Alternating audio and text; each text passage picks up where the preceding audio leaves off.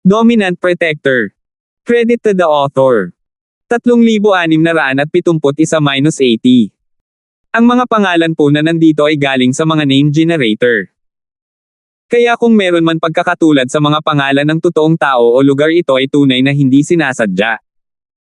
Sa lugar na ito, dahil walang korona na lilam sa araw, nagkaroon ng sapat na liwanag. Gayunpaman, kung ang mga tuyong kondisyon ay isinasaalang-alang, mayroon lamang mga bangin sa magkabilang panig. Laminggalinga si Terence sa paligid, ngunit ang mga bangin ay walang laman, wala man lang nakakalamon ng pusong Katanji, tanging damo. Hindi lamang iyon, ngunit kahit na ang pinakakaraniwang mga halaman ay bihira.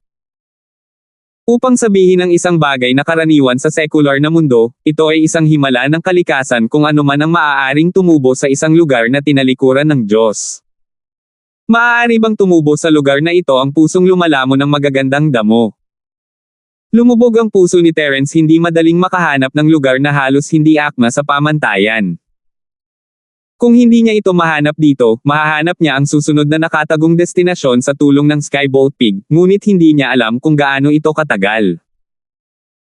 Malapit nang matapos ang unang araw, at nang tuluyang magdilim ang kalangitan, gaano man katapang si Terence, hindi siya naglakas loob na kumilos ng padalos-dalos sa panlabas na bahagi ng likod ng bundok kung saan napakadaling matagpuan ang mga espiritong hayop sa foundation stage. Kung isasaalang-alang niya ang oras na aabutin para makabalik siya, hindi siya magkakaroon ng maraming pagkakataon upang hanapin ang pusong lumalamon sa napakagandang damo. Ang tanging problema na natitira para kay Terence ngayon ay ang patuloy na paghahanap sa canyon na ito na natugunan ang mga kondisyon, ngunit walang anumang halamang tumutubo dito, o makatipid ng oras at lumipat sa susunod na angkop na destinasyon. Habang si Terence ay nahihirapang gumawa ng desisyon, ang nasa sabik na sigaw ng baboy ng Skybolt ay nagmula sa malayo.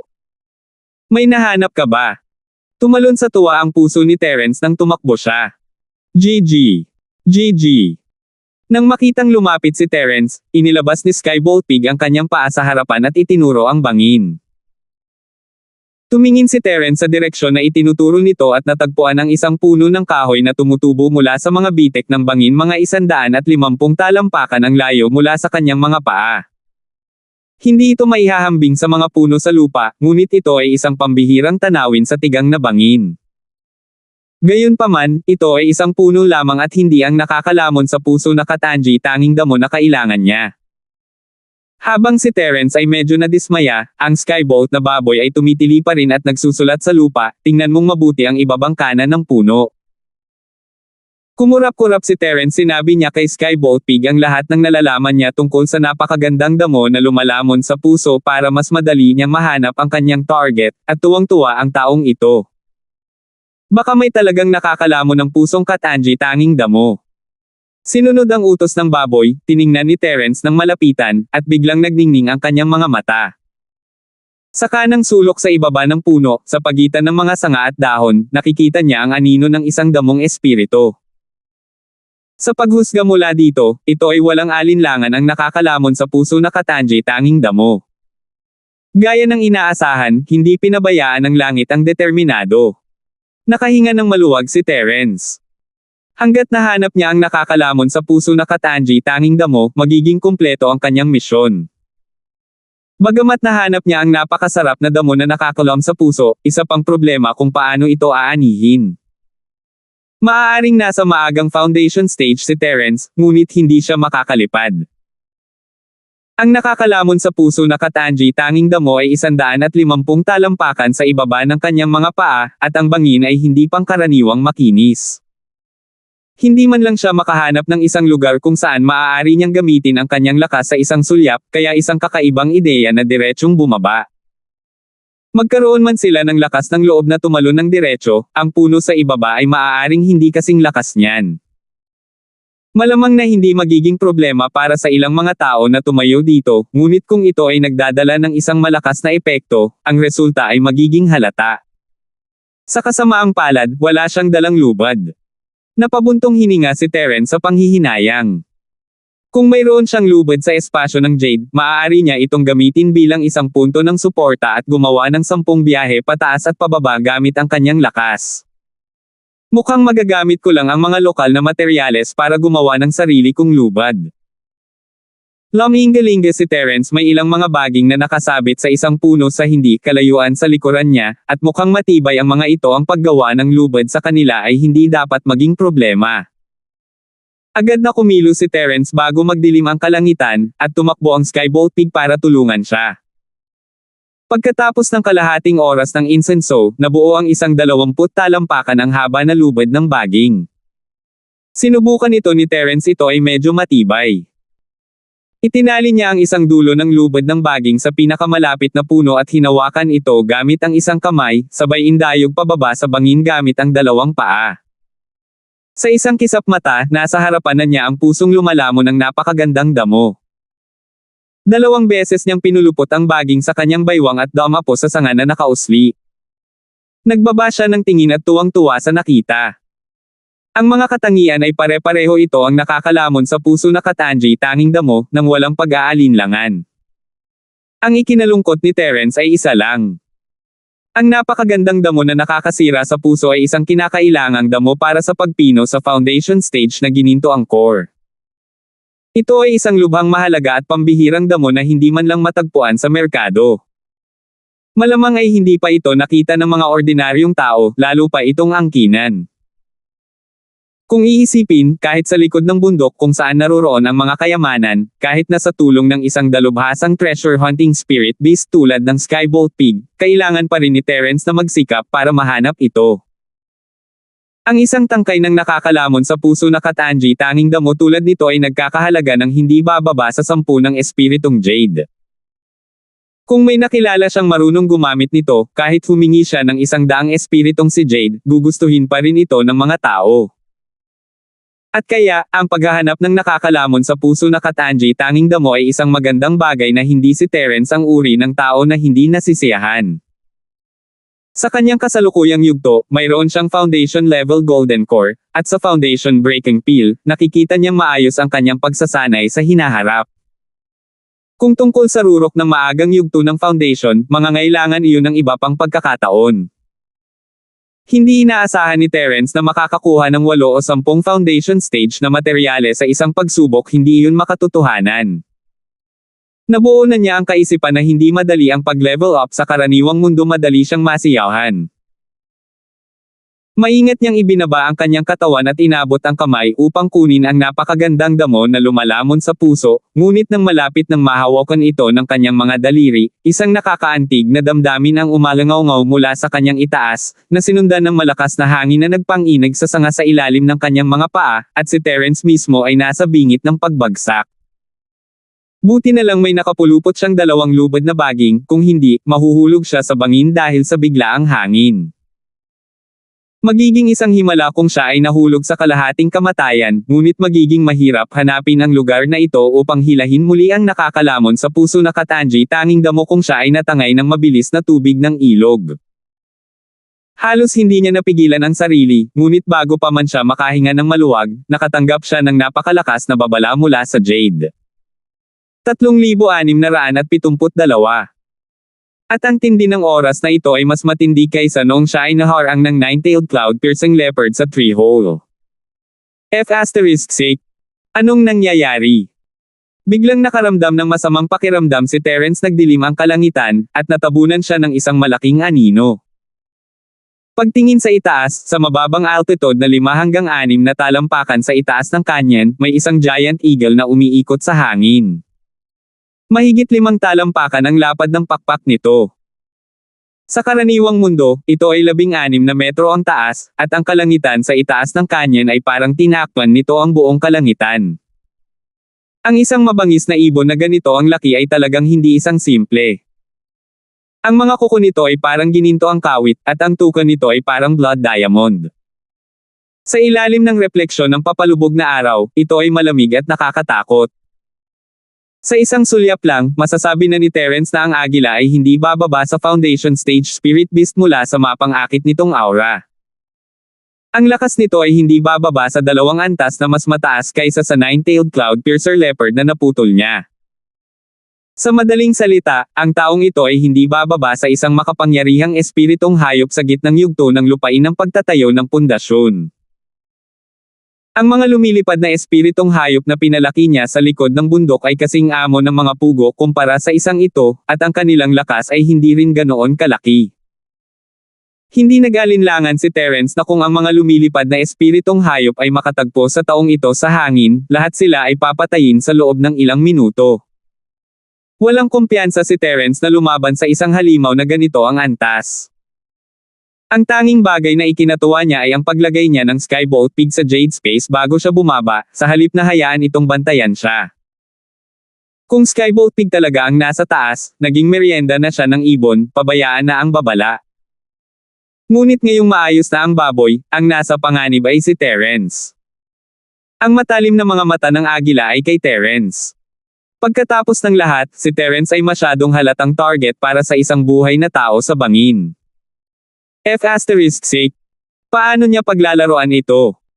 Nanlamig ang puso ni Terence nang makita niya ang agila na umiikot ng mababa sa hangin at naghahanda na sumisid sa kanyang direksyon. Dati, nagkaroon siya ng kumpiyansa na harapin ang isang maagang foundation stage spirit beast tulad ng nine-tailed cloud-piercing leopard.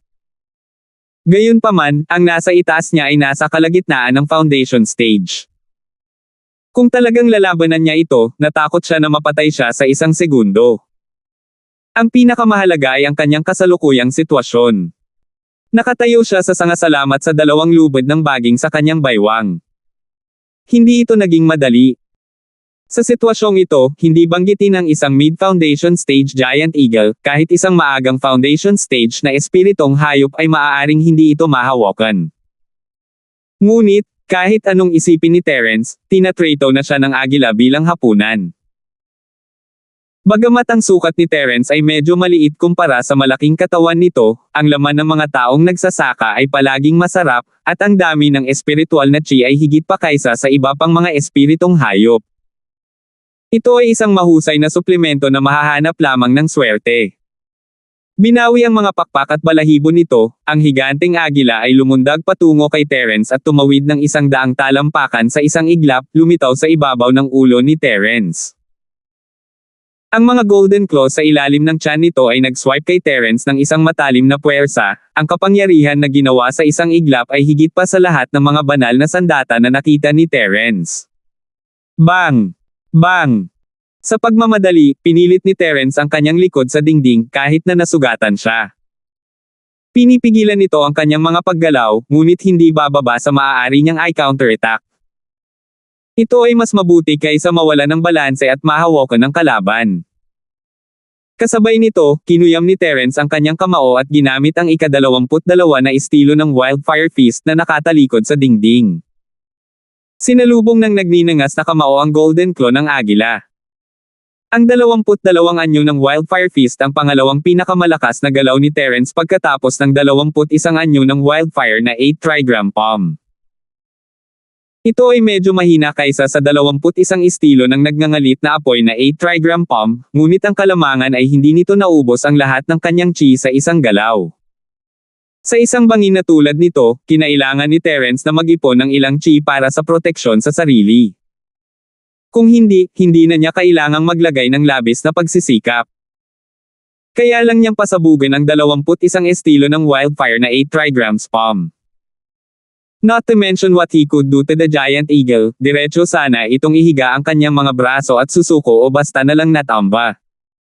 Nabuhay man siya o namatay ay nakasalalay sa kalooban ng langit. Ang layunin ng kamao ng 22 anyo ng mabangis na apoy na kamao ay parang bulkan na natutulog sa loob ng maraming taon na biglang sumabog. Hindi lamang ito makapangyarihan, ngunit ito rin ay tuloy-tuloy. Kung si Terence ay kaharap ang isang normal na maagang foundation stage master, ang suntok na ito lamang ay sapat na upang masaktan siya. Ngunit ang problema ay nakaharap na niya ngayon ang isang higanteng agila kahit man lang sa gitnang yugto ng kaharian ng pagtatayo ng pundasyon. Bagamat ang 22 anyo ng Wildfire Fist ay sapat na nakapangyayari para sa mga ordinaryong eksperto sa pagtatayo ng pundasyon sa unang bahagi, ito ay malayo sa sapat para harapin ang natural na overlord ng langit. Walang mataas na inaasahan si Terence para sa suntok na ito, ngunit ayaw niyang sumuko ng ganoon dahil sa kanyang pagmamalaki bilang isang practitioner.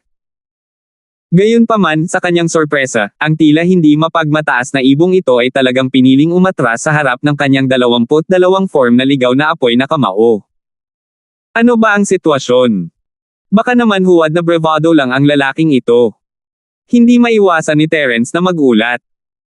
Kapag ang lakas ng isang tao ay umabot sa stage ng pundasyon, halos lahat ng katalinuhan ng mga espiritong hayop ay hindi naiiba sa katalinuhan ng isang tao. Hindi kakaiba para sa kanila na magkaroon ng lahat ng uri ng kaisipang tulad ng tao.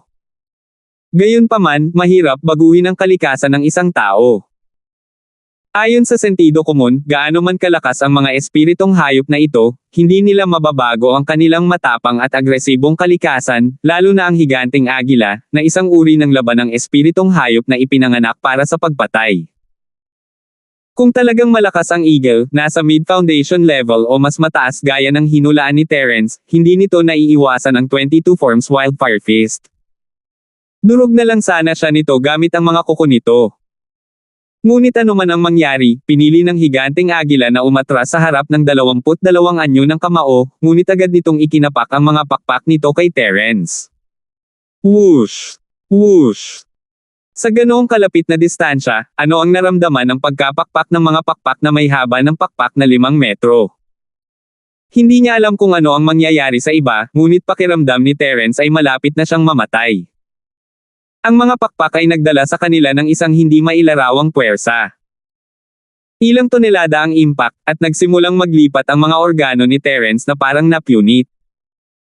Sa kabutihang palad, siya ay isang maagang foundation stage kahit na ang Sky Class late phase peak ay napunit na sa hangin. 3,673. Kahit na hindi ito sapat upang paghiwalayin siya, si Terence ay nasa isang mapanganib na sitwasyon. Ang bato na ginamit niya upang mahanap ang kanyang posisyon ay napunit ng hangin, at siya ay nawala ng balanse at nahulog. Mabuti na lang at may nakatali pa siyang 2 hibla ng baging na lubid sa katawan niya na mga lubid na nagel iligtas ng buhay. Gayunpaman, biglang nakita ni Terence ang isang napakalaking tao na panunuya sa mga mata ng higanteng agila. Bahagyang bumukas ang parang diamante ng dugo nitong tuka, at isang nakikitang puwersa ang madaling pumutol sa baging sa hangin. F***. Hindi mapigilan ni Terence na magmura. No wonder pinili nitong umatras ng humarap sa kanyang 22 anyo ng kamao ng nagngangalit na apoy, hindi man lang siya nito nakitang kalaban, pinaglalaroan lang siya nito. Ang sitwasyong ito ay parang pas ang naglalaro ng daga. Kinailangan nitong laruin ng mouse ng sapat bago ito pumayag na patayin ito. Hindi inakala ni Terence na darating ang araw na ganito para sa kanya, isang maagang foundation stage practitioner. Ang nakakalungkot pa ay ang isang daga ay nakakatakbo man lang ng ilang hakbang palayo kapag ito ay nilalaro ng isang pusa. Pero ngayon, wala na siyang puwang para umiwas. Inabot ni Terence ang sanga ng malapit ng mapunit ang baging. Nasa harapan niya ang nakakalamon ng pusong marikit na damo, ngunit hindi man lang siya nagkaroon ng pagkakataong sunggaban iyon. Sa sandaling ito, wala nang puwang si Terence para lumaban. Para siyang daga, pinilit sa isang sulok. Kahit saang direksyon siya tumakbo, hihilahin siya pabalik at papatayin ng pusa. Maliban sa panunokso, sa wakas ay nakita ni Terence ang malupit na layunin ng pagpatay sa mga mata na iyon. Halata na ang overlord level na ibong mandaragit na ito ay nagkaroon ng sapat na kasiyahan. Sa sandaling iyon, ang boses ng multo ay tumunog sa ulo ni Terence, "Brat, napilitan ka na sa puntong ito, at gusto mo pa ring kumapit. Hindi ka ba talaga natatakot sa kamatayan? Sa iyong lakas, hindi nakakahiyang matalo sa Golden Eagle na may multo ang mata sa isang lugar na ganito." Ghost-eyed Golden Eagle. Nagulat si Terence nang makita niya ang ibon sa ibabaw niya na bumuka ang bibig nito ng malapad, na nag-iipon ng napakaraming purong chi at nagpapalipad ng buhangin at bato. Papatayin talaga siya ng lalaking ito. Kung ikukumpara dito, walang halaga ang 22 anyo ng wildfire fist ni Terence. Naniniwala si Terence na kapag nailabas na ang enerhiya, wala na siyang pagkakataong mabuhay. Munting tao, mayroon ka bang sapat? Sa sandaling ito, biglang lumutang ang ulap ng itim na ambon mula sa espasyo sa loob ng Jade Pendant. Ang makamulto na bagay ay lumitaw at nakipag-usap sa multo na gintong condor sa isang walang malasakit na tono. Halatang nabawasan ang momentum ng ghost-eyed golden eagle nang makita ang itim na ambon. Pagkaraan ng ilang sandali ng pagkabigla, bigla nitong binawi ang kanyang mga pakpak sa takot at ang totoong chi sa kanyang bibig ay mabilis na nawala. Pagkatapos ay nagsalita ito sa wika ng tao, binabati ng munting hayop na ito ang nakatatanda. Hindi ko alam na nandito si Senior at nasaktan kita. Patawarin mo ako. Kapag ang lakas ng isang tao ay umabot sa gitnang yugto ng pundasyon ng pagbuo ng lupain, ang pagsasalita ng wika ng tao ay isa ng napaka-normal na bagay, hindi ni Katie Ting na nakakagulat. Ang dahilan kung bakit hindi nito nakausap si Terence noon ay simple lang, si Terence ay isang maliit na biktima lamang sa paningin nito. Bilang isang mandaragit, paano nito mabubuksan ang kanyang bibig upang makipag-usap sa kanyang biktima? Dahil alam mong nandito ako, bakit hindi ka umalis dito? Nakikipag-usap pa rin sila sa pamamagitan ng kanilang spirit sense, ngunit naramdaman ni Terence ang hindi pa nagagawang pressure mula sa aura ng makamulto na bagay. Upang maging mas tumpak, ito ang aura ng isang maalamat na superior. Oo. Ang may multo na golden eagle ay tumingin kay Terence nang may takot at kaba bago ito umangat sa hangin at umalis. Malinaw na naramdaman ni Terence ang hindi maitagong takot at pagkabigla mula sa likuran nito. Tinakat niya ang multo na golden eagle sa isang pangungusap. Ang ganitong uri ng pamilyar na eksena ay agad na nagpaalala kay Terence ng dragon ng 5 kasamaan. Ang multo ay ginawa ang parehong bagay. Matapos takutin ang multo na golden eagle, mabilis na bumalik ang bagay sa espasyo ng Jade. Mabilis itong pinasalamatan ni Terence, maraming salamat, Senior Ghost, sa pagtulong sa akin na makaalis sa sitwasyong ito. Hindi ako makapagpasalamat sa iyo. The demonic thing chuckled and said, you finally know how to be grateful. Bakit hindi ka humingi ng tulong sa akin ngayon lang? Akala ko sapat na ang lakas mo para harapin ang multo na golden eagle, pero matigas pala ang ulo mo. Hindi ko naisip ito sa init ng sandali, nahihiyang sabi ni Terence. Hindi talaga sinasadya ni Terence ang sinabi niya, ngunit sa kanyang memorya, alam niya na ang misteryosong senior na ito ay may mga paraan ng pakikitungo sa mga espiritong hayop na tulad nito. Ang problema, kailan pa siya nakatagpo ng Foundation Stage Spirit Beast?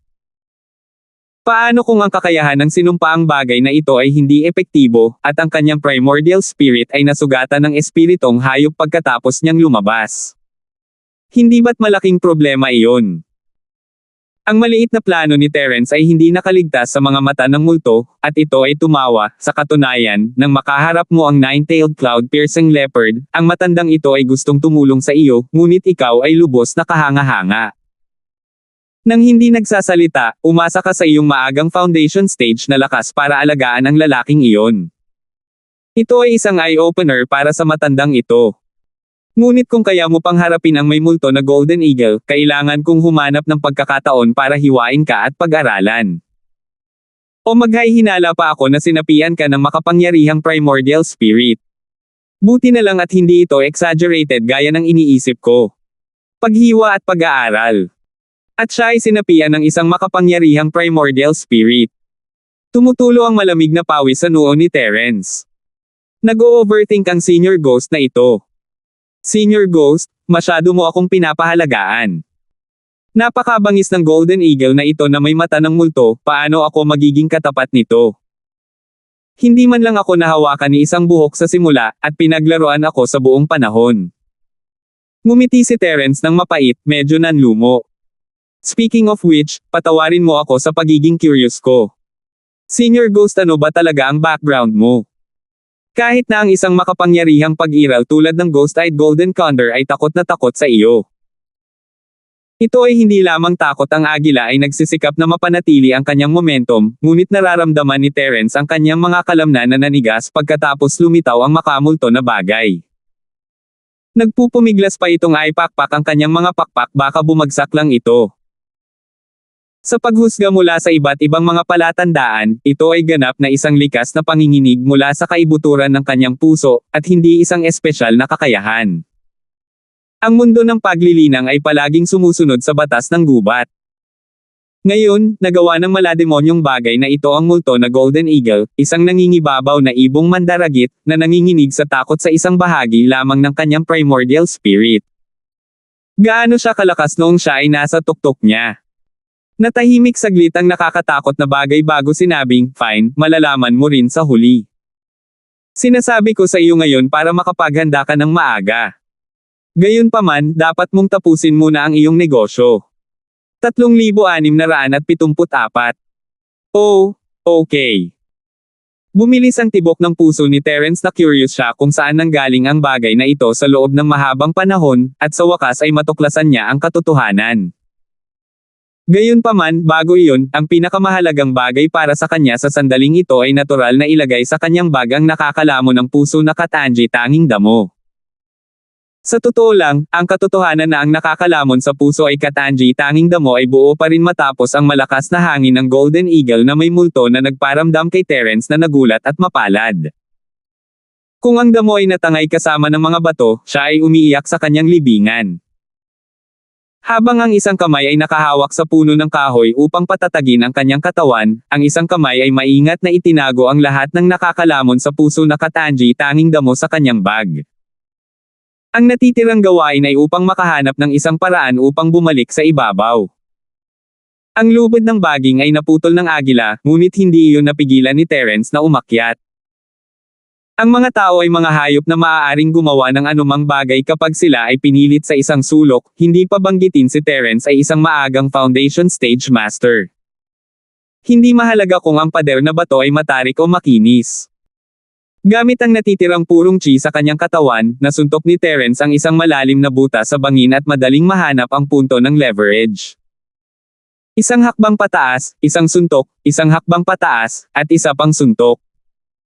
Matapos umalis sa nakakatakot na fist pit, madaling umakyat si Terence sa lupa. Pumasok siya sa Jade Space at sinimulang bawiin ang kanyang chi habang lumingon siya sa makamulto. "Senior Ghost, pwede mo bang sabihin sa akin ngayon?" Hindi sumagot ang demonyo at sa halip ay nagtanong, "You should have guessed my origin, right?" Pakinggan muna natin. Natigilan sandali si Terence bago sumagot, "Sa nakikita ko, Senior Ghost, malamang taga Sky Class Island ka. Big shot ka rin siguro. I wonder if this is a good guess." Ang malagim na bagay ay ngumiti ng walang pag-aalinlangan at sinabing, "Ikaw ay kalahating tama at kalahating mali. Ako ay ipinanganak sa Sky Class Island, totoo iyon, ngunit kailan ko sinabing ako ay tao?" Ha! Napatulala si Terence. Maya-maya, sabi niya, hindi ka tao. Tingnan mo ako ngayon, bata. Saang parte ko ang mukhang tao?" Humalaklak ang nakakatakot na bagay. "Ayaw mo, pero hindi ka ba nasa primordial spirit state mo? Normal lang na hindi ka magmukhang tao." Ngumisi si Terence, hindi makapagsalita. Noong una niyang nakatagpo ang makamulto na bagay, hindi niya ito tinatrato bilang isang tao, ngunit isang multo. Gayunpaman, kahit na ito ay isang multo, iisipin nila na ito ay isang multo pagkatapos ng kamatayan. Sinong mag-aakalang hindi tao ang lalaking ito noong nabubuhay pa siya? Kung gayon, ikaw ba ay isang espiritong hayop? Maingat na tanong ni Terence. Kung ito ay hindi isang tao, kung gayon ito ay dapat na isang espiritong hayop. Wala pa siyang narinig na ibang nilalang na may katalinuhan na maihahambing sa isang tao. Tama, isa nga akong spirit beast. Pero kung ano ang tunay kong anyo, hindi mo na kailangang itanong. Malalaman mo rin pagdating ng panahon. Matagal ka na sa Welcome Pavilion. Dapat narinig mo na ang tungkol sa Spirit Beast Clan, tama? Huminto sandali ang makamulto at sinabi. Isa talaga itong Spirit Beast. Biglang naalala ni Terence na noong siya ay nasa karaniwang mundo, sinabi ng multo na ang maliit na katawan ay hindi angkop para sa martial arts. Akala ni Terence ay kakaiba ito noong una, ngunit ngayon na naisip niya ito, ang multo ay isang espiritong hayop tulad ng Purple Lightning Beast. Maaaring ito ay mahusay sa ilang kidlat o pisikal na martial arts. Magiging himala kung magagamit ito ng maliit. Tumango si Terence, narinig kong pinag-usapan ito nina Lurie Sr. at Ku Sr. noong malaya ako. Sinasabi nila na maraming high-level na spirit beast ang natipon sa South Island ng Sky Class Island. Bawat isa sa kanila ay napakalakas.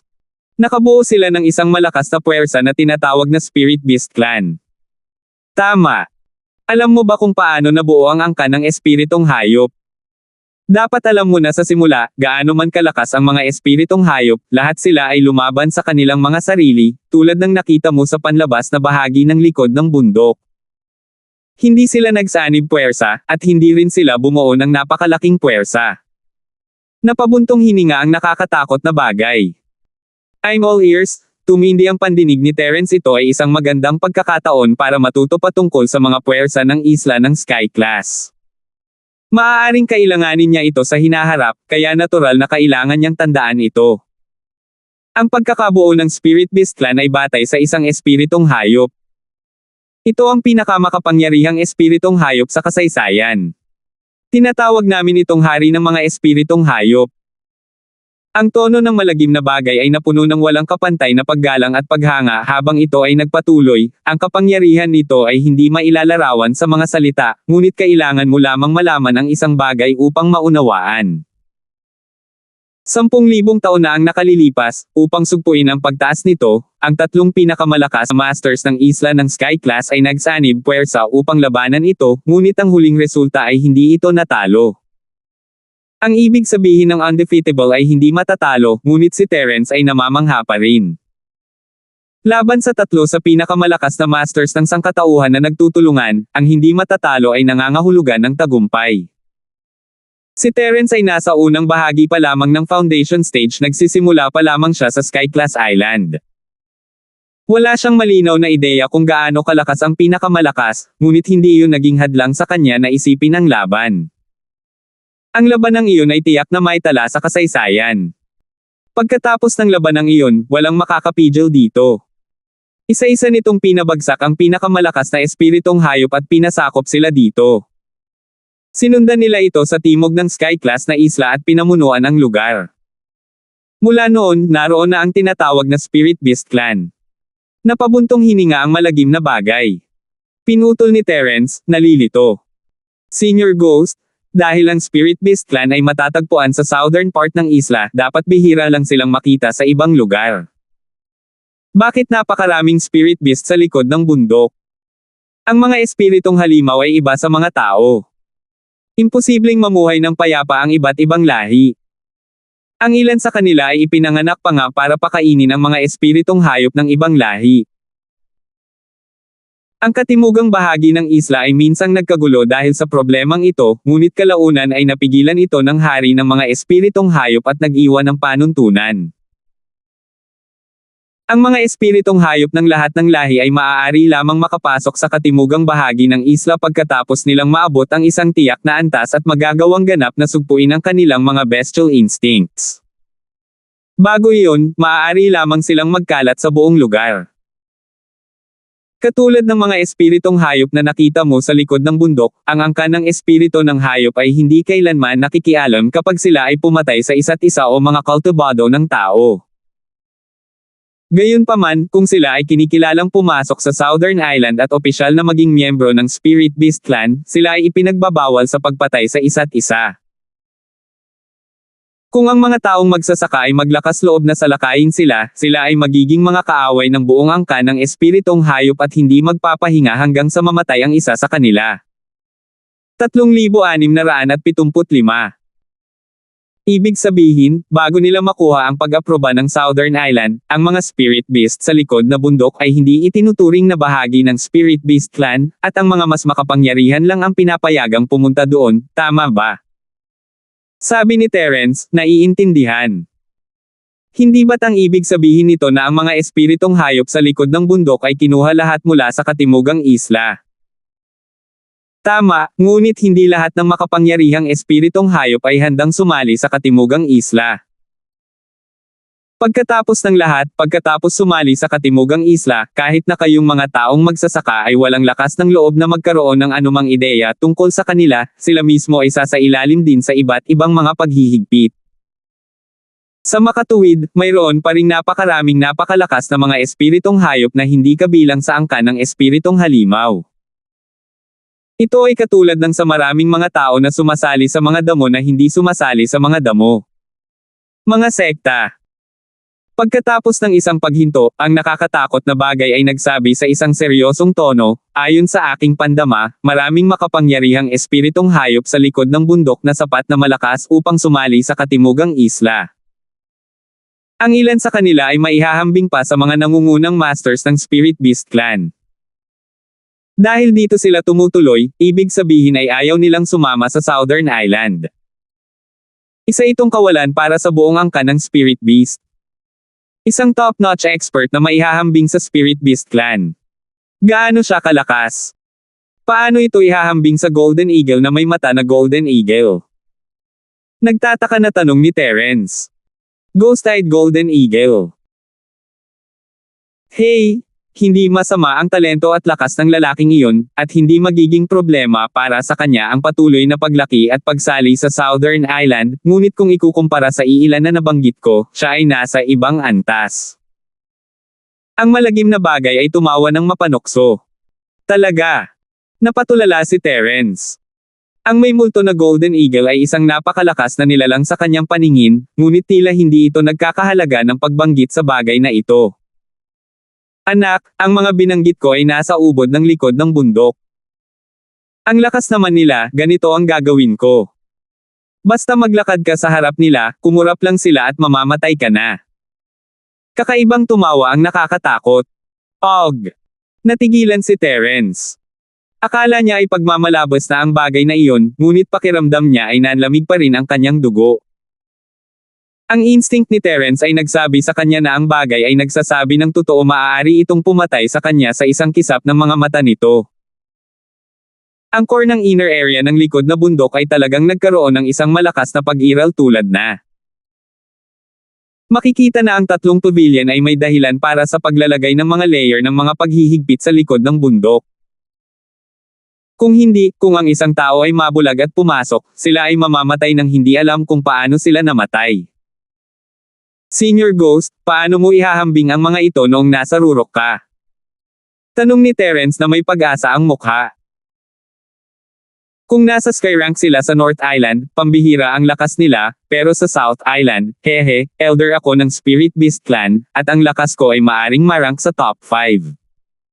Ano sa tingin mo? Tanong ng nakakatakot. Isang elder na nirango sa top 5. Hindi ba ito ay isang top-notch na pag-iral sa mga Spirit Beast?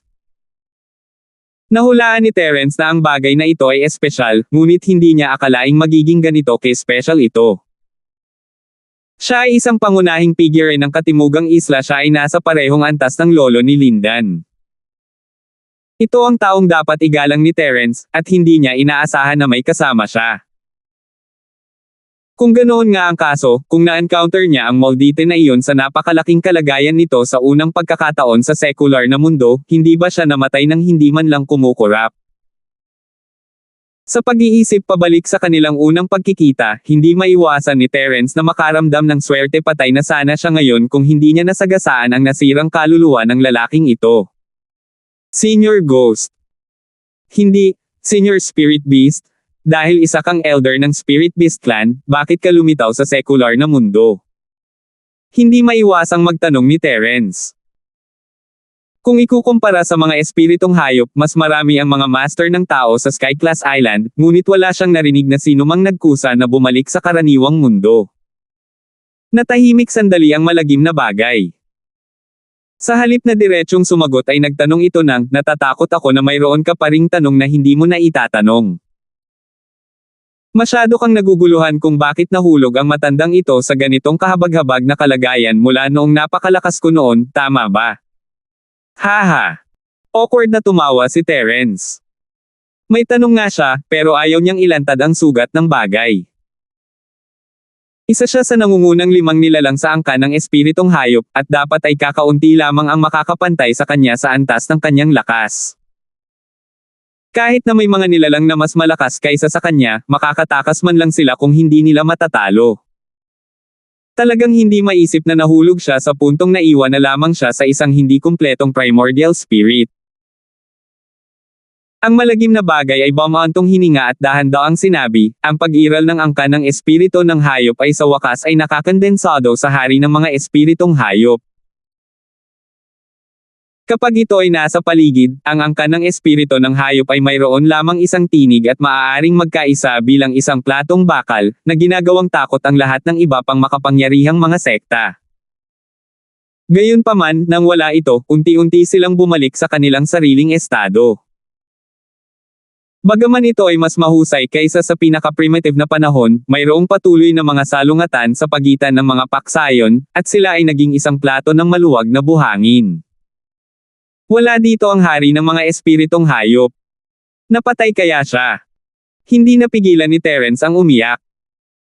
Ayon sa paglalarawan ng Sampay na bagay, ang hari ng mga espiritong hayop na ito ay isang walang talo na pag-iral, at kahit ang tatlong nangungunang master ng sangkatauhan ay walang magawa dito. Hindi maisip ni Terence kung sino ang makakaharap sa isang epic level na pag-iral tulad nito. Talagang nagsimula ang bagay na ito 8 taon na ang nakakaraan.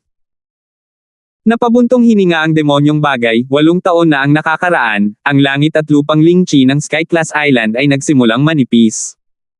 Napansin ito ng lahat, ngunit walang nakakaalam kung bakit. Sa oras na iyon, 2 misteryosong figure ang biglang lumitaw sa isla ng Sky-class sa loob ng isang isla, na ipinatawag ang lahat ng malalaking shot sa isla para sa isang pagpupulong upang pag-usapan ang mga kontra. Siyempre, ang mga top tier na tao lang ang may karapatang lumahok kahit ako. Kung paano napunta ang pagpupulong, walang nakakaalam. Pagkatapos noon, nawala ang ating hari ng mga espiritual na hayop kasama ang mga nangungunang master na iyon. Nawala ito.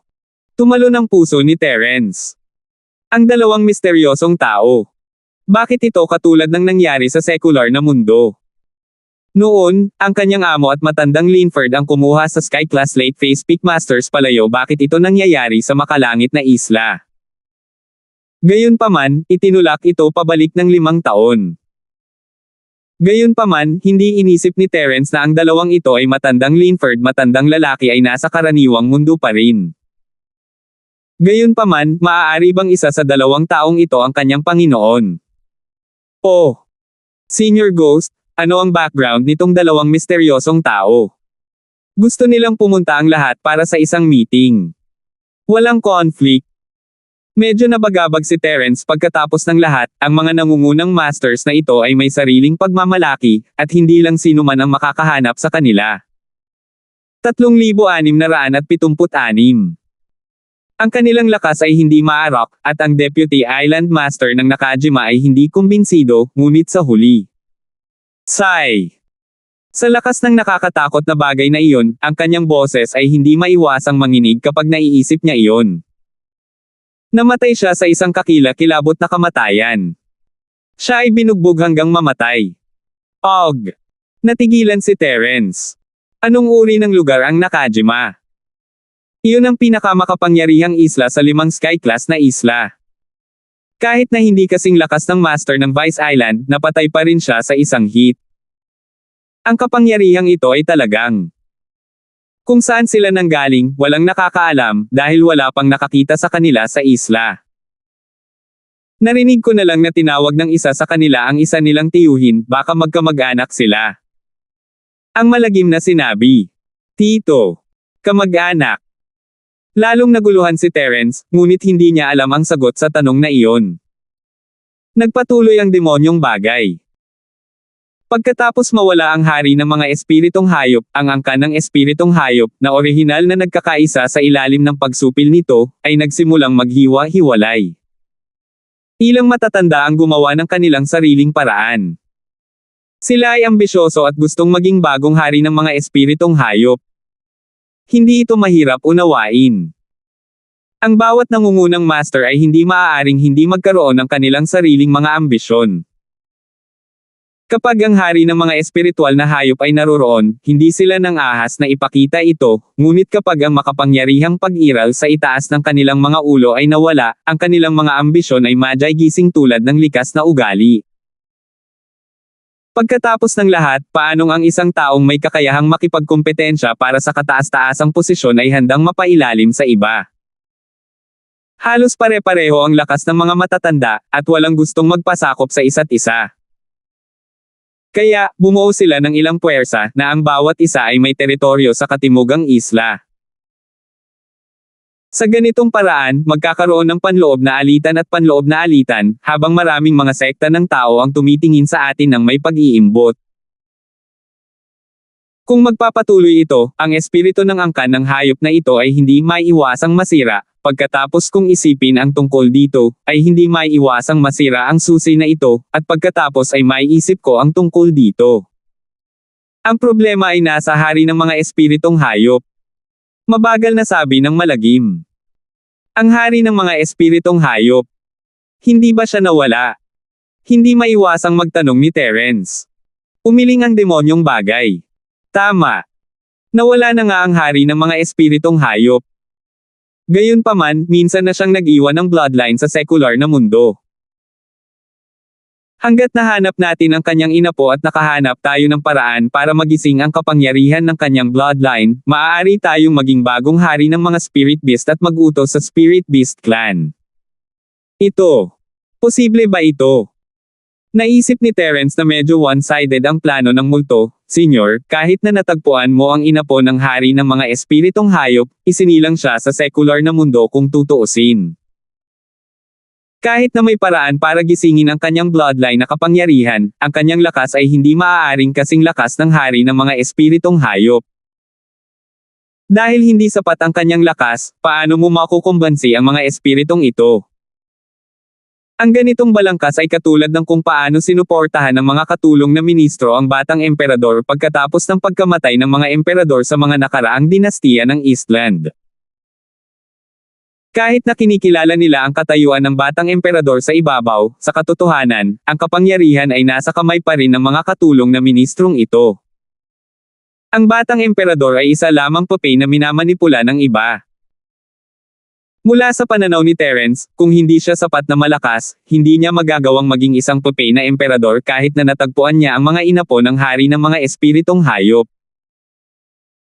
Ito ay dahil malamang na ang mga elder ng espiritong hayop na ito ay hindi kikilalanin ang kanyang katayuan. Kung tungkol sa pag-uuto sa angkan ng espiritong hayop, walang paraan na maaari niyang pag-usapan ito. May isang bagay na hindi mo alam. Dapat narinig mo ang antas ng pagsupil sa pagitan ng mga espiritong hayop, tama? Tanong ng makamulto imbes na sumagot. Tumango si Terence, narinig ko na. Sinasabi na sa pagitan ng mga espiritong hayop bukod sa lakas, may natural na pagsupil sa antas. Pinipigilan ng isang antas ang isang antas. Walang bagay na lumaban sa itaas ng antas ng isa. Tama. Tanging mga spirit beast na kapareho ng level ang matutukoy ng kanilang lakas. Kung hindi, hindi na kailangang makipaglaban. Ang makamulto na bagay ay huminto at pagkatapos ay idinagdag, gayunpaman, ang panuntunang ito ay limitado lamang sa mga espiritong hayop sa ibaba ng makalangit na landas. Kapag ang lakas ng isang espiritong hayop ay lumago sa makalangit na landas, na nasa itaas ng yugto ng pagtatayo ng pundasyon, ito ay magkakaroon ng napakataas na espiritual na katalinuhan at makakalagpas sa antas na pagsupil na ito. Sa madaling salita, kahit na ang isang espiritong hayop ay ipinanganak na may mas mababang antas, hanggat ito ay sapat na malakas, maaari pa rin itong pumatay ng isang mas mataas na antas ng espiritong hayop na mas mahina kaysa rito.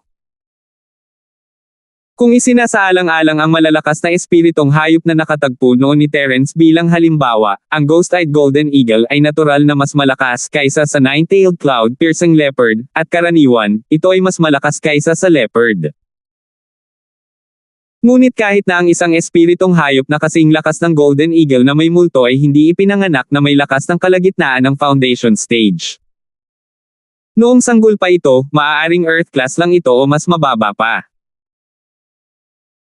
Kung nakatagpo ito ng Nine-Tailed Cloud-Piercing Leopard sa ilalim ng Great Circle ng Sky Class, kahit na mas malakas ito kaysa sa kabilang partido, ang kabilang partido ay makakaasa pa rin sa natural na spirit beast pressure nito para takutin ito. Gayunpaman, kung pareho silang nakalusot sa pang-adultong yugto, sa pag-aakalang ang Nine-Tailed Cloud-Piercing Leopard ay may lakas ng tugatog ng unang yugto ng pagkakatatag ng foundation at ang Ghost-Eyed Golden Condor ay may lakas ng unang yugto ng foundation establishment, ang Nine-Tailed Cloud-Piercing Leopard Spirit Beast Pressure ay magiging walang silbi. Maaaring umasa ang Ghost-Eyed Golden Condor sa malakas nitong lakas para patayin ang Nine-Tailed Cloud-Piercing Leopard. Ngunit kung ganoon nga ang kaso, hindi ba't ang mga supling ng hari ng mga espiritong hayop ay magiging mas walang silbi? Dahil ang pagsugpo sa mga antas ay epektibo lamang para sa mga nasa ibaba ng makalangit na daw, ang mga makapangyarihang espiritong elder na iyon ay hindi na kailangang magmalasakit sa kanya. Lalong naguluhan si Terence pagkatapos marinig ang paliwanag. Hindi, ang rank suppression rule na sinabi ko sa iyo ay applicable sa lahat ng spirit beast, pero ang hari ng spirit beasts ay exception. Isa siyang existence na higit sa lahat ng rules. Ang kanyang bloodline ay ang hari ng spirit beast. Ang kalmadong tono ng malagim na bagay ay biglang nagkaroon ng pahiwatig ng init at paggalang. Isang natural-born king na higit sa lahat ng mga patakaran. Tumalo ng puso ni Terence. Ang kanyang kadugo ay isinilang na may kakayahang patayin ang lahat ng mga espiritong hayop. Maging ang makapangyarihang mga espiritong hayop sa itaas ng makalangit na yugto ng Dao, at maging kaming mga matatanda, ay maaari lamang yumuko sa aming mga ulo bilang pagsuko sa kanyang kadugo. Kaya, hanggat maaari naming mahanap ang kanyang mga inapo at magising ang kanilang mga kadugo, kahit na ang pinakamahinang dilaw na ranggo na espiritong hayop ay maaaring sugpuin ang buong angkan ng espirito ng hayop at walang anumang dayloy. Excited na sabi ng nakakatakot. Ito. Exaggerated talaga to. Nalaglag ang panga ni Terence. Gaano man ito kalakas o mahina, papatayin nito ang lahat ng espiritong hayop. Ang hindi makatwirang pagsupil sa antas na ito ay parang panluloko lang.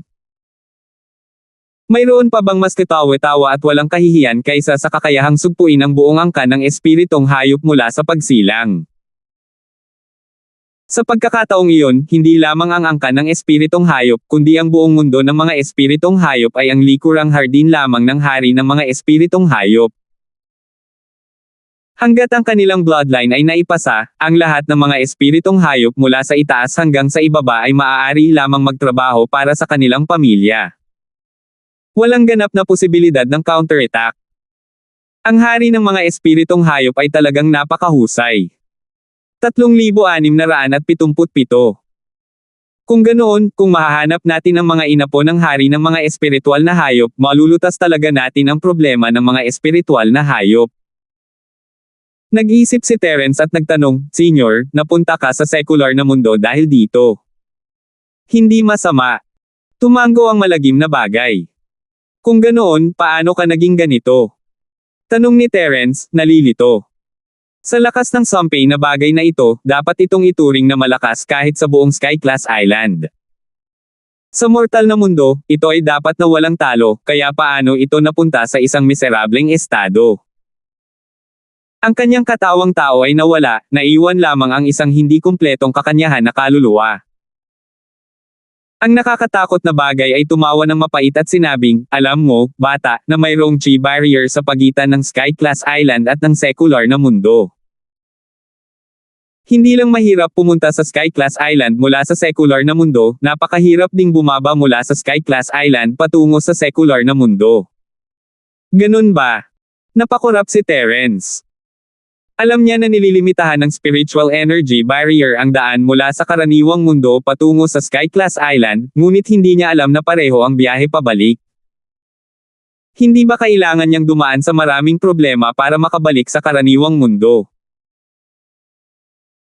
Noong nag-teleport kayo mula sa karaniwang mundo patungo sa Sky-class island, kailangan ninyo ng isang practitioner ng 5 elemento para magtrabaho kasama ang 7 tagapagmana para sugpuin ang 5 elemento na spirit chi barrier, at isang dark sect disciple para sumipsip ng 5 kasamaan na demonyong chi na inilabas ng hadlang para magbukas ng puwang. Pareho lang para sa akin na pumunta sa isang pangkaraniwang mundo sa isla ng Skytor, ngunit ako lang ang may maitutulong sa Skytor na isla. Umasa sa sarili kong lakas. Kahit ngayon, ang malagim na bagay ay tila may matagal na takot kapag pinag-uusapan ito. Hindi nakaimik si Terence. Napakaraming tao, kabilang ang kanyang sarili, ang kailangang dumaan sa napakaraming problema upang bahagya na malagpasan ang espiritual na hadlang sa enerhiya, ngunit ang bagay na ito ay lumalagpas sa kanyang sarili. Gaano kalakas ang bagay na ito? Sa huli, nagawa kong matagumpay na bumaba sa mortal na mundo, ngunit ang halagang ibinayad ko ay nasugatan ako ng husto. Gayunpaman, ang espiritual na enerhiya sa mortal na mundo ay masyadong mahina, at walang paraan upang pagalingin ako. Pagkatapos ng ilang taon na paglibot, hindi ko pa rin mahanap ang kadugo ng hari. Sa huli, ako ay malubhang nasugatan at namatay. Napabuntong hininga ang malagim na bagay. Sasabihin na sana ni Terence na, let's just go with the flow, nang makita niya ang itim na ambon sa kanyang harapan. Pinaikit ni Terence ang kanyang mga mata at hindi maiwasang mapaisip, dahil siya ay malubhang nasugatan at nasa bingit ng kamatayan, ano itong bagay na ito sa kanyang harapan. Ang damting ay nagpaliwanag pagkatapos mapansin ang kakaibang ekspresyon ni Terence. Kung ito ay iba pang spirit beast, matagal na itong naging abo. Gayunpaman, ang aking likas na kakayahan ay medyo espesyal, at maaari kong panatilihin ang aking primordial na espiritu pagkatapos ng kamatayan. Nakikita ko, sabi ni Terence. Hindi sinabi ng bagay kung ano ang kanyang talento, ngunit hindi niya maiwasang isipin si Leandro ang lalaking sinapian ng kaluluwa ng Mad Dragon Patriarch. Hulaan ni Terence na ang likas na kakayahan ng bagay na ito ay dapat na katulad ng pang-araw-araw at pang-araw-araw na pamamaraan ng sekta. Natahimik ang multo pagkatapos noon. Tungkol sa kung ano ang nangyari matapos siyang maging isang primordial spirit, hindi siya nagpatuloy, ngunit nahulaan ni Terence na malamang na siya ay gumagala ng malungkot hanggang sa nakilala niya ito. Bago ito, naramdaman ni Terence na ang multo ay misteryoso, ngunit mayroon ding hindi maipaliwanag na katigasan ng ulo dito. Matapos pakinggan ang mga salitang ito, bigla niyang naramdaman na mapait ang karanasan ng senior ghost na ito. Sino ang nakakaalam? Kung gayon, sa Southern Island ka ba susunod? Maingat na tanong ni Terence. We'll see. Sa itsura ng matandang ito ngayon, ano ang magagawa ko kahit bumalik ako sa Southern Island? Kung wala akong lakas, mas mabuting mawala sa paningin ko at mawala sa isip. Ang demonyong bagay ay tumawa sa sarili at huminto sandali bago sinabing, kapag ang iyong lakas ay umabot sa isang tiyak na antas, maaaring humingi sa iyo ng tulong ang matandang master na ito, ngunit sa ngayon, dapat kang tumuon sa iyong paglilinang. Kung maglakas loob kang pumunta sa katimugang isla gamit ang iyong kasalukuyang lakas, hindi ka rin magiging sapat upang punan ang mga puwang sa pagitan ng mga ngipin ng mga tao. Tumawa si Terence, hindi nakapagsalita. Ang multo ay nagsasabi ng totoo, ngunit ito ay labis na dagok sa kanya. Ano man ang mangyari, sa wakas ay panatag na ang puso ni Terence ngayong nalaman niya kung saan nanggaling ang bagay na ito, at natutuwa siyang natagpuan niya ito. Sa ganoong kataas-taasang espiritu ng hayop bilang kanyang suporta, kahit na wala na siyang malakas na lakas, isa pa rin siyang malaking kayamanan. Tahimik na gabi iyon, at nang lumabas si Terence sa Jade Space sa kanyang peak, ito ay kinabukasan na. Dahil nakuha na niya ang napakagandang damo na nakakalam ng puso, naabot niya ang kanyang pangunahing layunin, wala talaga siyang mahihiling sa ngayon. Siyempre, hindi ibig sabihin na wala siyang gustong gawin. Ito ay isang bihirang pagkakataon para sa kanya na sumali sa pagsubok, at kung hindi siya makakakuha ng unang lugar, maaawa siya sa baboy ng Skybolt. Pagkatapos ng lahat, ang isang foundation pill at 10 espiritual na jade ay isang kaakit-akit na gantimpala kahit para kay Terence. Ang halaga ng foundation pill ay walang sinasabi kahit na hindi ito magagamit ni Terence sa kanyang sarili, ito ay isang bagay ni Randolph at napanaginipan lamang ni Hernan. Bilang kanilang pinuno, kinailangan man lang ni Terence na ipaglaban ang ilang benepisyo para sa kanila upang sila ay maging tapat sa kanya. Para sa 10 espiritual na jade, si Terence ay lubhang nangangailangan ng mga espiritual na jade ngayon. Bukod dito, ang 10 espiritual na jade na ito ay nasa kanyang mga kamay ng lantaran. Si Gavin at ang kanyang grupo ng mga walang prinsipyong tao ay tiyak na mag-iisip ng paraan para ipagpalit sila sa mga walang kwentang jade. Kung ganoon, hindi lang ito magiging 10 espiritual na jade para kay Terence, ngunit hindi bababa sa 30 espiritual na jade. Hindi ito maliit na halaga. Pinalabas niya ang baboy, at habang naghahanap ng mga espiritual na damo sa malapit para makakuha ng mas maraming puntos, sinundan niya ang mapa upang tukuyin ang direksyon at tinungo ang 3 pasukan ng creek na napag-usapan nila ni Randolph at ang isa pang lalaki bago magsimula ang pagsubok. Gamit ang kanyan bilang sanggunian, madaling matukoy ni Terence ang kanyang posisyon pagkatapos ng kaunting direksyon. Ayon sa kanilang kasunduan, kailangan lang niyang makarating sa Sungrave sa tanghali bago matapos ang pagsusulit, at mayroon pa siyang isang buong araw na natitira. Gayunpaman, ang kasalukuyang posisyon ni Terence ay masyadong malayo sa Sungrave, at kailangan niyang gumugol ng ilang oras sa pagkolekta ng mga halamang gamot sa daan. Idinagdag pa ang gabi kung kailan hindi komportable para sa kanya ang paglipat, hindi pa masyadong maaga para umalis ngayon. Pagkatapos ng isang buong araw ng trekking, sa tulong ng panloloko ng baboy, ang mga puntos ni Terence sa kanyang basket ay umabot sa 1,680. Ito ang pinakamahusay na marka na nakuha niya sa pagsusulit ng newbie. At ito ay resulta lamang ng 2 araw, at hindi ito ang lahat ng mga halamang gamot na kanyang nakolekta. Inilagay niya ang karamihan sa mga ito sa kanyang basket, ngunit itinago niya ang isang maliit na bahagi ng mga bihira o kapaki-pakinabang na mga iyon sa espasyo ng Jade, na iniligtas ang mga ito para sa paggawa ng elixir sa hinaharap. 3,678. Pagkatapos ng lahat, bilang isang alchemist, kahit na hindi siya isang pangunahing alchemist, kailangan pa rin niyang maghanda ng kanyang sariling bodega ng material na panggamot. Kung hindi, sa hinaharap, kailangan niyang pumunta sa palengke para bilhin ang lahat ng kinakailangang panggamot na materyales para sa anumang tableta na gusto niyang pinuhin. Marami sa kanila ay maaaring hindi kahit na magagamit, tulad ng puso devouring Katanji tanging damo. Iyan ay isang scam lang. At sa ganong reserbang material na panggamot, bagaman hindi pa rin maiiwasang mangolekta ng ilang partikular na material na panggamot sa huling sandali, maaari itong magligtas ng ilang hindi kinakailangang problema. Hindi bababasa, hindi na kailangang maglakbay sa lahat ng dako para sa ilang mga pangunahing panggamot na materyales at mag-aksaya ng labis na enerhiya. Kinabukasan ng tanghali, nagpakita si Terence sa Sungrave gaya ng ipinangako. Akala niya ay si Randolph at malapit na rito si Hernan. Kahit na mahirap hanapin sila sa masukal na kagubatan, ang lugar na pinili niya sa Sungrave ay madaling makita. Si Randolph at si Hernan ay mga Sky Class Masters sa Great Circle, pagkatapos ng lahat, at dapat ay magagawa nila ito. Gayunpaman, si Terence ay gumagala sa Sungrave at naghihintay ng 2 buong oras, ngunit hindi pa rin niya nakita ang dalawa. Hindi niya maiwasang isipin kung may problema ba ang dalawang ito. Ito ay magiging maliwanag kung sila ay dumating sa iba't ibang bilis. Pagkatapos ng lahat, sa panlabas na bahagi ng likod ng bundok, malamang na ang mga hindi inaasahang bagay ay mangyayari sa panahon ng proseso. Napaka-normal para sa kanila na hindi makarating sa destinasyon ayon sa plano. Gayunpaman, ngayong nawala silang dalawa, nagkaroon ng problema. Si Tony at ang kanyang mga tauhan ay nakagawa na ng hakbang sa kanila ng maaga. Gumagalaw ang puso ni Terence. Sa paghusga mula sa oras, ito ang huling araw para sa mga bagong dating na bumalik sa likod ng bundok hall. Ang pagkilo sa oras na ito ay ang pinakamahusay na pagpipilian upang i-maximize ang mga benepisyo. Gayunpaman, sa kabilang banda, ang sinumang bagong dating ay tiyak na magiging mas maingat sa oras na ito at hindi madaling mag-iwan ng anumang mga kapintasan.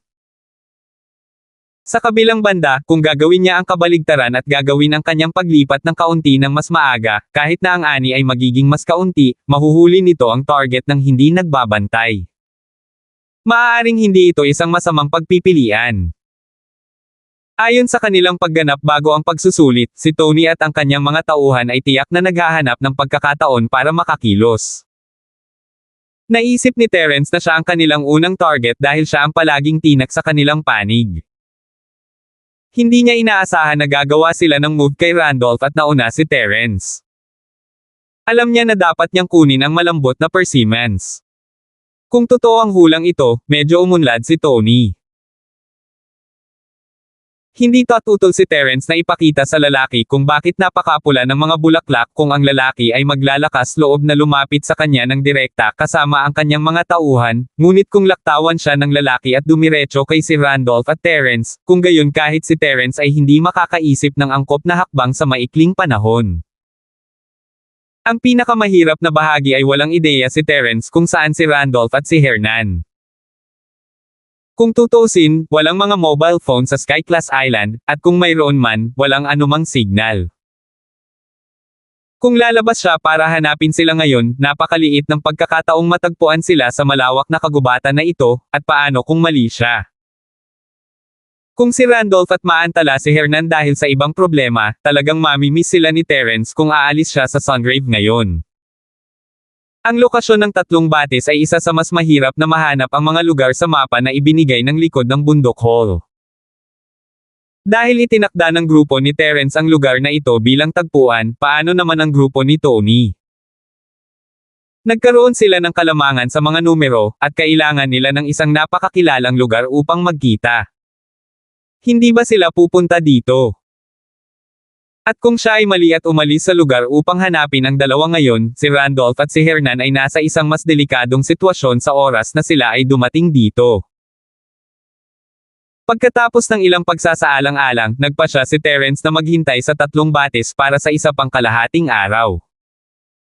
Ito ang pinakamatalinong pagpipilian na magagawa niya sa sandaling ito. Sa susunod na kalahating araw, kung si Randolph at dumating si Hernan, natural na magiging masaya itong okasyon. Hindi naman masama kung nandito si Tony at ang iba pa si Terence ay higit pa sa sapat para harapin silang lahat ng mag-isa. Kung tungkol sa huling posibilidad, kung walang makikitang tao si Terence dito, hindi ito magandang balita, pero at least makumpirma niya na si Randolph at nagkaproblema si Terence, at gawa iyon ni Tony. Hiniling ni Terence sa Skybolt Pig na maghanap ng mga espiritual na halamang gamot malapit sa Sungrave habang naghihintay siya. Lumipas ang kalahating araw sa isang iglap, at dumidilim na ang kalangitan, ngunit wala ni isang tao ang nakita ni Terence mula simula hanggang wakas. Alam na ngayon ni Terence na si Randolph at si Terence ay tinambangan ng mga tauhan ni Tony. Si Randolph ay isang Skyclass Full Master sa simula, at dapat ay nahawakan niya ang pader ng landas ng langit pagkatapos ng lahat ng oras na ito ng pagsasanay. Si Hernan, sa kabilang banda, ay ang Skyclass Late Phase Pick, ngunit matagumpay siyang naka-advance sa Skyclass Full Master. Ang dalawa sa kanila ay hindi mahina sa grupo ng Green Cloud Pavilion, at dapat silang magkaroon ng magandang pagkakataon na manalo sa isang one-on-one na laban.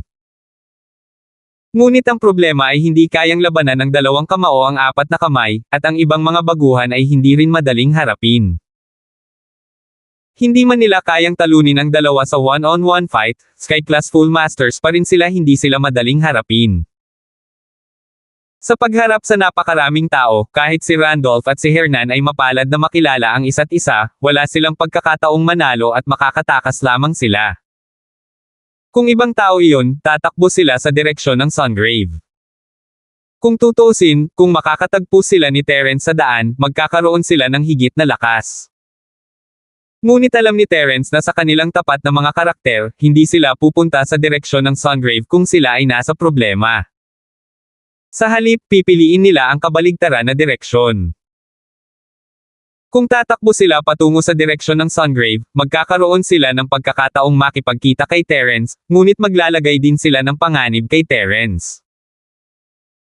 Gaano man sila katiwala sa lakas ni Terence, hindi nila akalain na makakalaban niya ang 10 Skyclass Master sa ganap na pagkumpleto, sa pangunguna ni Tony. Kung tutuusin, pareho sila ng iba, hindi nila alam na si Terence ay nasa maagang yugto na ng Foundation Stage. Inisip lang nila na si Terence ay isang Skyclass Full Master na medyo mas malakas kaysa sa iba. Dahil sa pag-aalalang ito, nahulaan ni Terence na isasakripisyo ng dalawa ang kanilang sarili para protektahan ang kaligtasan ni Terence.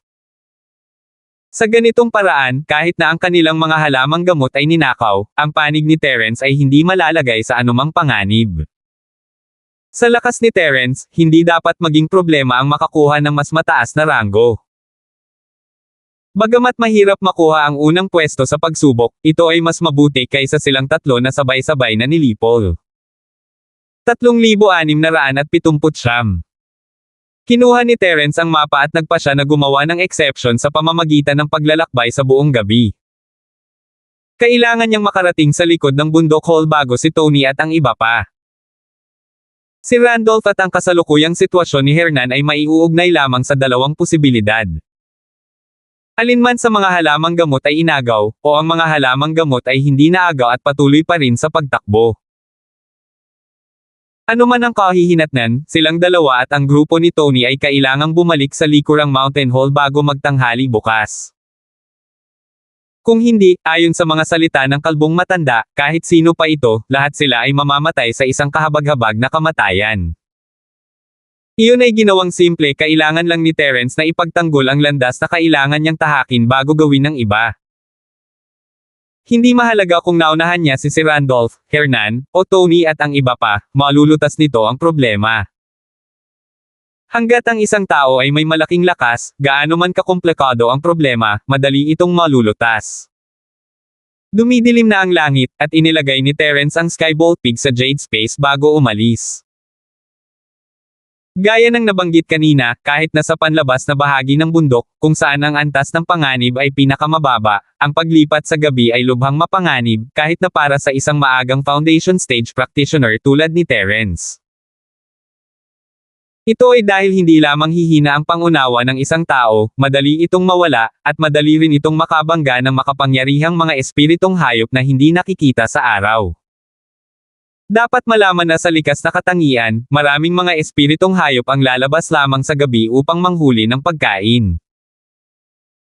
Sa madaling salita, si Terence ay may 50% na tsansa na manalo laban sa isang maagang foundation stage na spirit beast sa araw, ngunit maaaring wala siyang 30% na pagkakataon sa gabi.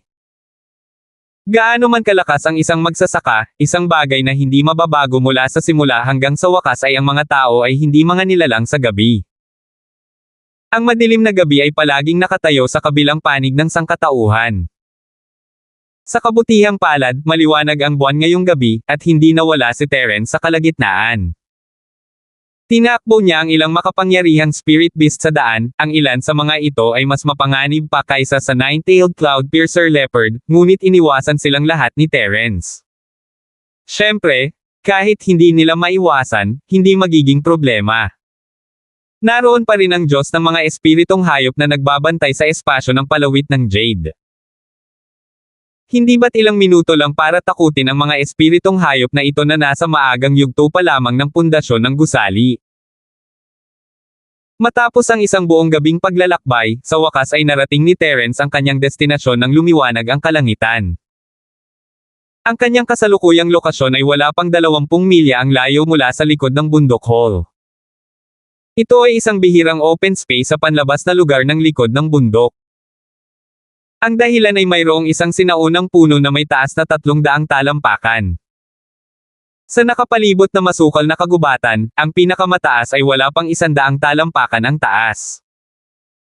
Ang sinaunang punong ito ay masasabing isang crane na nakatayo sa gitna ng mga manok.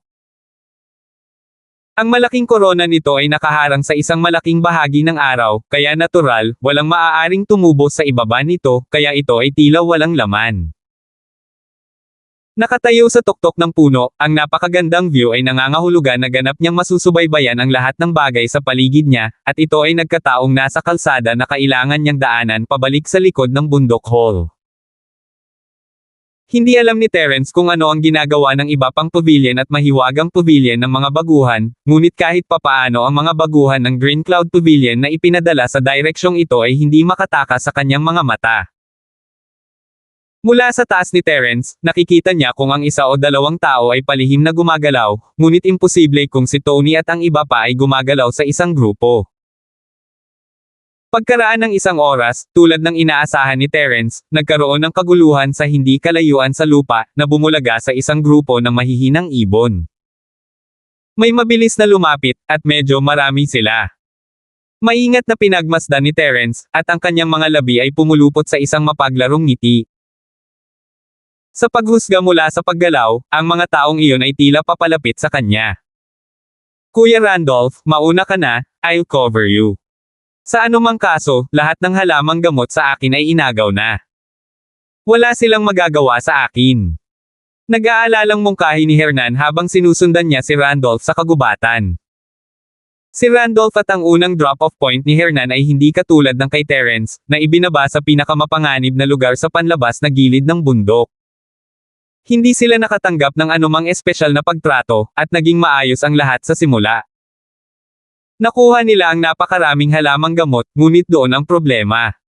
Ang kanilang drop-off point ay hindi malayo sa iba pang mga rookies. Pagkatapos lamang ng isang araw, natural na nasagasaan nilang dalawa ang iba pang rookies at agad na pinuntirya ni Tony at ng iba pa.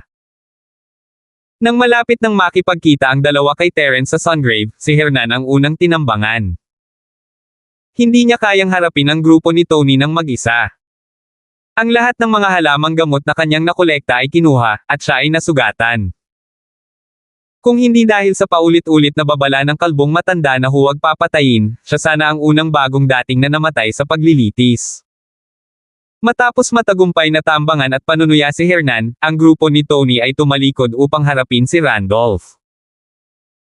Gayunpaman, si Hernan, na nakasunod sa kanila, ay natagpuan na si Randolph ay naunang tumakbo, na naging dahilan upang mabaigo ang plano ni Tony at pinahintulutan ang dalawa na makawala sa pagkubkob.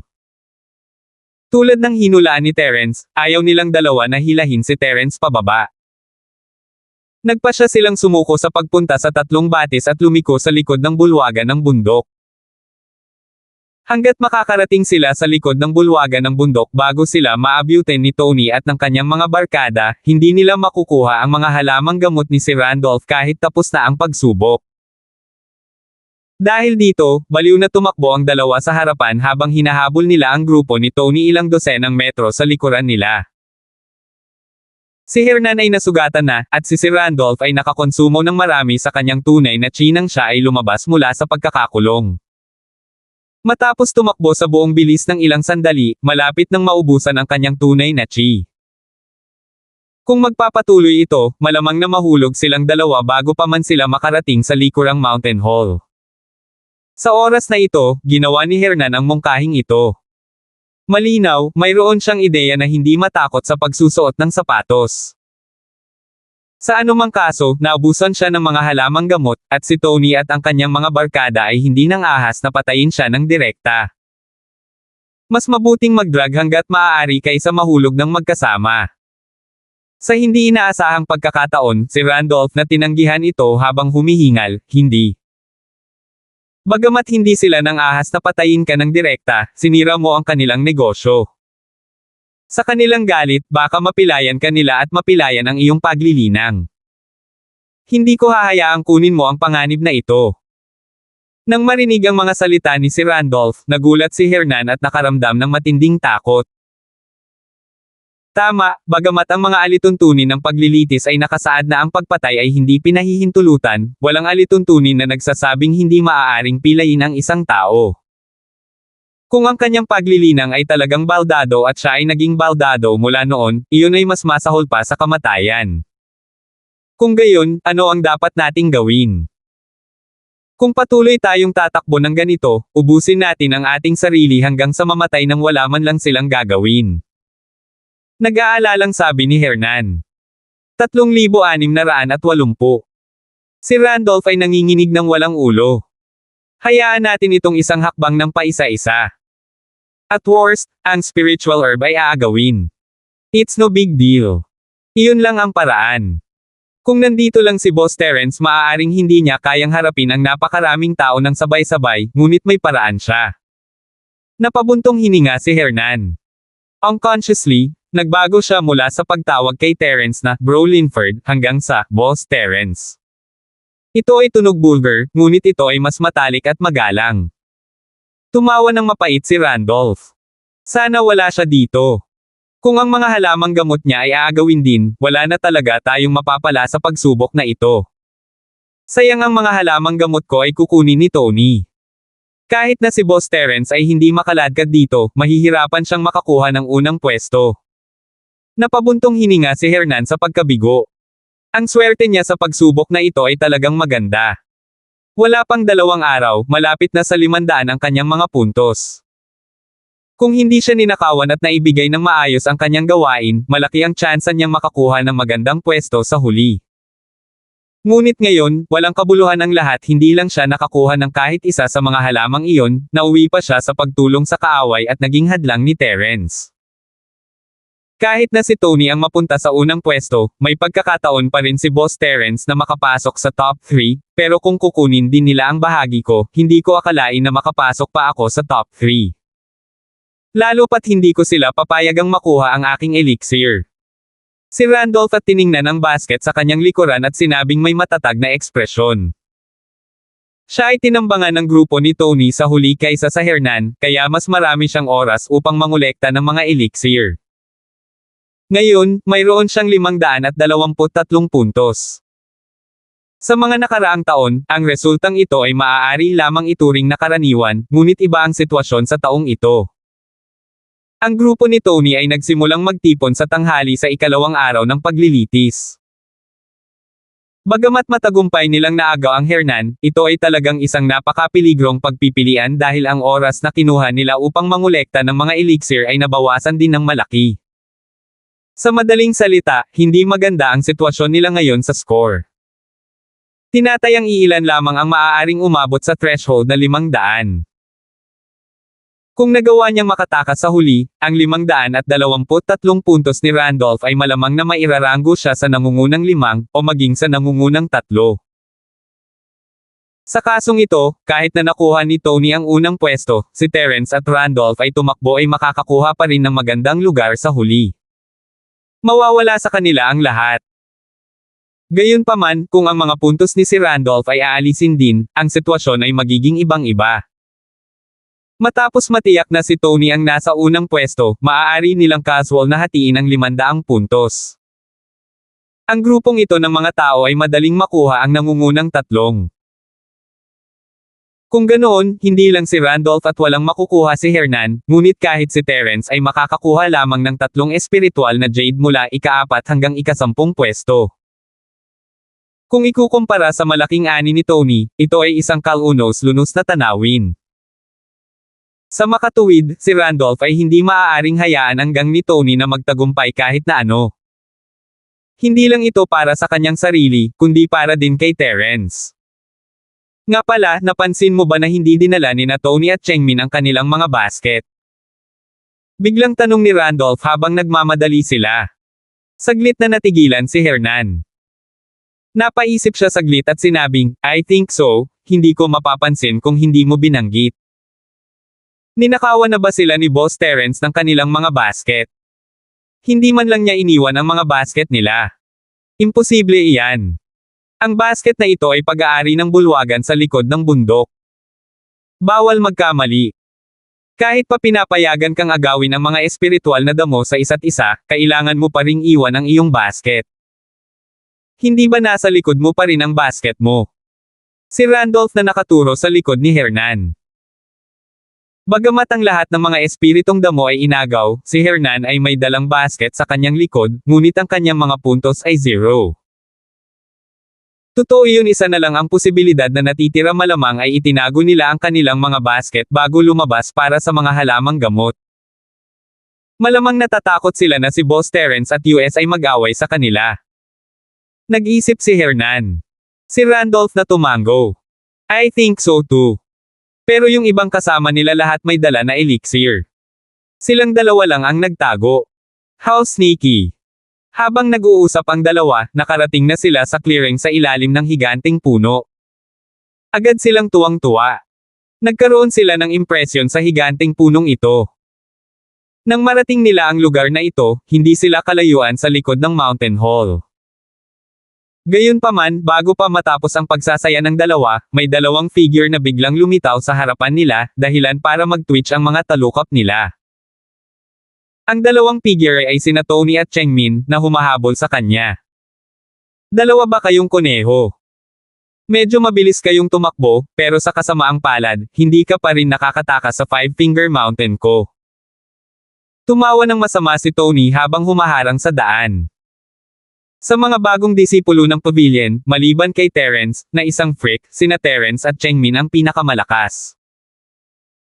Hindi sila gaanong napagod at nasugatan gaya ng pagtakbo ni Randolph at ni Hernan, kaya hindi nakakagulat na nakaharang sila sa daan. Sa katunayan, kung hindi dahil si Randolph at ang kanyang kasamang tumatakbo para sa kanilang buhay, matagal na silang pinigilan ni Tony at ng iba pa. Biglang lumubog ang puso ni si Randolph. Lumingon siya at tumingin sa likuran niya. Halatang palapit ng palapit yung ibang newbies. Kung sila ay gusot ni Tony at ng iba pang mga baguhan, ang kahihinatnan ay hindi maiisip. Don't stop. Ipaubaya mo sa akin itong dalawa. Bago pa makareact si Randolph, nanguna na si Hernan at sinunggaban sina Tony at Sulingayo. Si Randolph at huminga ng malalim. Wala siyang ibang pagpipilian kundi ang pilitin siyang lumabas. Nakatingin sa dalawang lalaking mabilis na papalapit sa kanya, hindi napigilan ni Tony na tumawa ng mapang-asar, dalawang hanggal na walang alam sa buhay at kamatayan, malinaw na alam mong nililigawan mo si kamatayan, pero naglakas loob ka pa ring pumunta sa aming pintuan. Chengmin, iiwan ko sa iyo ang nasugatang basurang kiyaw. Si Randolph naman ay tumakbo, ako mismo ang haharap sa kanya. Sumulyap si Chengmin sa kanya. Sa sandaling ito, parehong si Randolph at si Hernan ay parang mga araw sa dulo ng kanilang paglipad. Gayunpaman, may pagkakaiba pa rin sa kanilang dalawa. Ang pinakamalaking pagkakaiba ay ang isa ay may mga damong espiritu sa kanya, habang ang isa ay wala. Sa sandaling ito, si Tony ay may nakatali na bag ng tela sa kanyang likod. Nasa loob nito ang elixir na inagaw niya kay Hernan. Ngayong nakatutok na ang mga mata niya kay Randolph, hindi ba't ang ibig sabihin nito ay sa kanya pa rin ang elixir na nakuha niya sa huli? Wala siyang gustong iwan para sa sarili niya. Sige, pero gusto kong kalahati ng elixir kay Randolph ang tumakbo. Sabi ni Chengmin. Hindi mataas ang kanyang mga kinakailangan. Sa simula pa lang, hindi niya naisip na makipagkompetensya kay Tony sa unang pwesto. Hanggat masisiguro niyang makukuha ng nangungunang tatlo ang foundation building pill, makontento na siya. Ngunit kung hindi siya binigyan ni Tony ng alinman sa mga elixir, kung gayon ang layuning ito ay medyo mahirap. Pagkatapos ng lahat, palaging may mapalad sa kanyang grupo, at sa isang malakas na kaaway tulad ni Terence, maaaring hindi niya ito magawa. Salamat po at sinamahan ninyo ako, ingat lagi mga master.